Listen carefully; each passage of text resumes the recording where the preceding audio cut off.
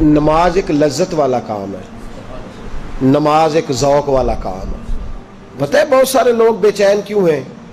نماز وجود کی ضرورت ہے۔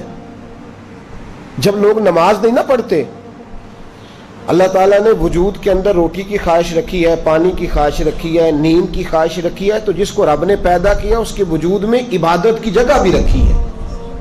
تو جب ہم سویرے اٹھ کے نماز نہیں نہ پڑھتے، اس کا مطلب یہ ہے کہ پھر ہمارا دن صحیح روشن نہیں ہوتا۔ اس بندے کا دن اصل روشن ہوتا ہے جو سویرے اٹھ کے پہلے نماز ادا کرتا ہے۔ ظہر کا وقت آیا پھر نماز پڑھے، عصر کا وقت آیا، اور میرے نبی پاک علیہ السلام نے فرمایا الصلاۃ عماد الدین، نماز دین کا ستون ہے۔ ستون کا مطلب ہوتا ہے کہ جس پر چھت کھڑی ہوتی ہے۔ تو دین کی جو عمارت ہے نا، اس کی مضبوطی کب آئے گی؟ جب آپ کو ایک بات بتاؤں، پتہ کی اس کو یاد رکھنا، بے نمازی بندہ جو ہوتا ہے نا، بے نمازی، وہ دنیا کا سب سے بڑا بے وفا ہے اور سب سے بڑا ناشکرا ہے۔ آپ اگر بے نمازی سے وفا کی توقع کریں یا شکر کی توقع کریں کہ وہ کسی کا ساتھ دے گا، تو یہ زیادتی ہے۔ اس لیے کہ جس نے رب کے ساتھ ہی وفا نہیں کی، جس نے ساری نعمتیں دینے والوں کا شکر ادا نہیں کیا، تو وہ تیرا میرا کیسے کرے گا؟ صحابہ کہا کرتے تھے کہ یا اللہ جنت میں بھی نماز کی توفیق دینا، وہاں بھی دل نہیں لگے گا۔ جس بندے نے نماز ہی نہیں پڑھی، باقی وہ کیوں ٹمکٹوئیاں مارتا ہے؟ اصل روٹی ہے، روٹی ایک بندہ کھاتا نہیں، وہ سلاد بھی کھایا جاتا ہے، پانی بھی پیے جاتا ہے، چٹنی بھی استعمال کرتا ہے، تو روٹی کھا نہیں رہا، تو اس کو کوئی بندہ بھی کھانا نہیں کہے گا، کہے گا اس نے تو بس ایسے ہی۔ تو نماز معراج کا تحفہ ہے، اور دیکھو یار اس کی عظمت کو سمجھو، یہ وہ تحفہ ہے جو اللہ نے بھیجا ہے، اور آج تک مومن سمجھ ہی نہیں سکا کہ تحفہ اللہ نے بھیجا کس کے؟ نبی پاک کے ہاتھ۔ یہ چھوٹی بات ہے؟ وہ جعلی پیر، وہ لفنگا جو لوگوں کو کہتا ہے کہ نماز کوئی نہیں، ہم دل کی پڑھتے ہیں، اس بے حیا کو یہ نہیں خبر کہ سب سے بڑی معرفت کا نام نماز ہے؟ اس لیے کہ یہ تو وہ والی معرفت ہے جو اللہ نے اپنے نبی کے ہاتھ بھیجی ہے۔ درجے سارے ملتے ہی نماز سے، مقام سارے کھلتے ہی نماز پہ ہیں۔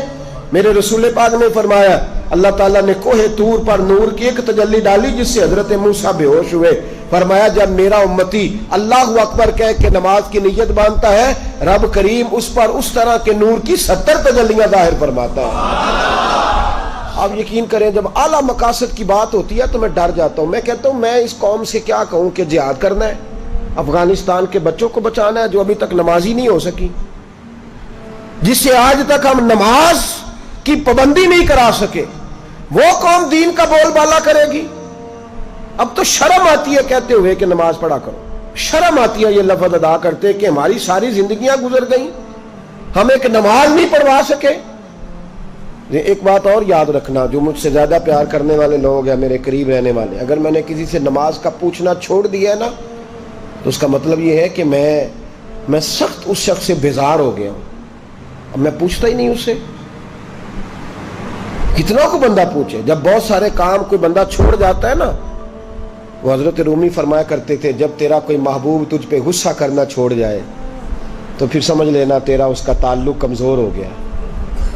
جب وہ تیرے اوپر جتنا زیادہ جلال کرتا ہے، اس کا مطلب ہے کہ اس کا تجھ سے پیار اتنا ہی زیادہ ہے، اور جس دن وہ کہہ جائے نا نہیں اس نے نہیں سمجھنا، وہ چپ کر جائے، تو اس دن سمجھ لے کہ تو ناکام ہو گیا، تو محبت میں ہار گیا، خدا را۔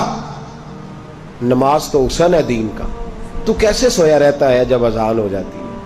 تجھے کیسے خیال نہیں آتا جب تجھے مسجد؟ تو بتا تو صحیح، اللہ کی دھرتی پہ رہ کے، اس کے آسمان کے نیچے اس کی روٹی کھا کے، پھر وہ جب سزا دیتا ہے نا تو پھر کروڑوں روپیہ دراز میں پڑا ہوتا ہے، پر مالک کہتا ہے بس سوائے دوائی کے کوئی شے نہیں تجھے کھانے دوں گا، کھا کے دکھا، کر جرت، کر ہمت۔ پھر اس وقت خیال آتا ہے، پھر لوگ اللہ تعالیٰ معاف کرے ہسپتال کے بیڈ پہ نجتے باندھ کے لیٹے ہوئے، کیا مطلب ہوا؟ جب تیرے پاس موقع تھا، جب تیرے پاس وقت تھا، تب تو نے کیوں نہیں پڑھی؟ بے نمازی اتنا بڑا ظالم ہے کہ وہ اللہ تبارک و تعالیٰ کی ساری نعمتیں